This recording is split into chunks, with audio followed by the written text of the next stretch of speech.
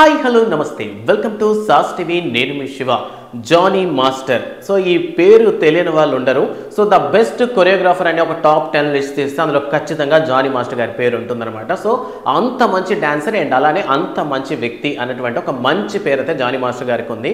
So Johnny master గారి సినిమాలు మనం చాలానే చూస్తుంటాం. ముఖ్యంగా మెగా పవర్ స్టార్ అనేటువంటి రామ్ చరణ్ గారు చాలా సినిమాలు అన్నింటినీ కూడా మనకి జానీ మాస్టర్ గారే కొరియోగ్రాఫ్ చేయడం జరిగింది. సో ఇక్కడ వరకే మనకు తెలుసు. అండ్ ఈ మధ్య కాలంలో ఆయన చేసినటువంటి కొన్ని కామెంట్లు పొలిటికల్ వర్షన్లో కూడా చేసినటువంటి మాటల వల్ల ప్రస్తుతం ఆయన సోషల్ మీడియాలో బాగా ట్రెండ్ అవుతున్నారని చెప్పాలి. సో అంతేకాకుండా రీసెంట్గా జరిగినటువంటి అంటే నెల్లూరుకు వస్తున్నప్పుడు రీసెంట్గా జరిగినటువంటి ఒక ఎమ్మెల్సీ మేజర్ యాక్సిడెంట్లో సో ఆ యాక్సిడెంట్ నుంచి ఆయన కాపాడి ఒక ఎమ్మెల్సీని వెంటనే హాస్పిటల్లో జాయిన్ చేయడం వల్ల జానీ మాస్టర్ చాలా మంచి హృదయం ఉన్నటువంటి వ్యక్తి అనేటువంటి ఒక ముద్ర అయితే పడిందనమాట.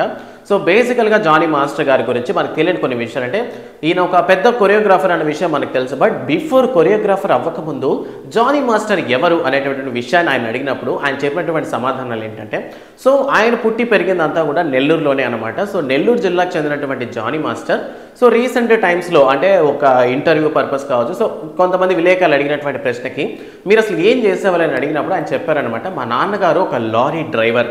సో లారీ డ్రైవర్గా ఉన్నారు కాబట్టి నాకు లారీ మెకానిక్ పనులన్నీ వచ్చు. సో నేను ఇక్కడ ఒకప్పుడు ఒకనొక టైంలో అంటే బిఫోర్ డాన్సర్ అవ్వకముందు నేను ఒక మెకానిక్గా పనిచేశాను అని చెప్పారనమాట.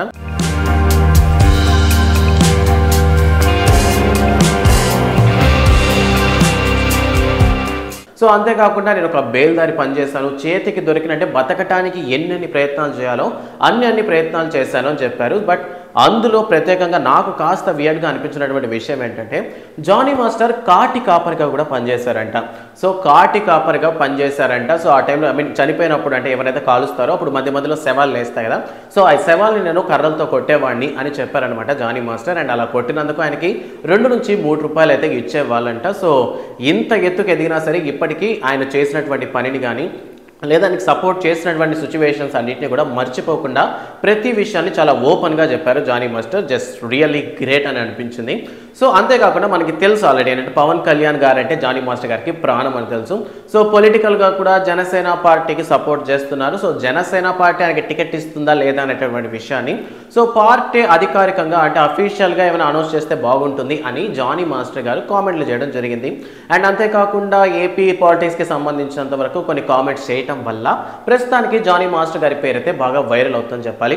బట్ వాట్ ఎవర్ ఆయన చెప్పినటువంటి విషయం ఏంటంటే పవన్ కళ్యాణ్ గారు ఎలా అయితే సహాయం చేసి బయటకు చెప్పుకోరో సో అదే విధంగా నేను కూడా దాన్నే ఫాలో అవుతాను. అటువంటి ఒక వ్యూ నాకు నచ్చింది, అటువంటి బిహేవియర్ నాకు నచ్చింది కాబట్టి నేను పవన్ కళ్యాణ్ గారికి అభిమానిని అయ్యాను అని జానీ మాస్టర్ గారు చెప్పడం జరిగింది.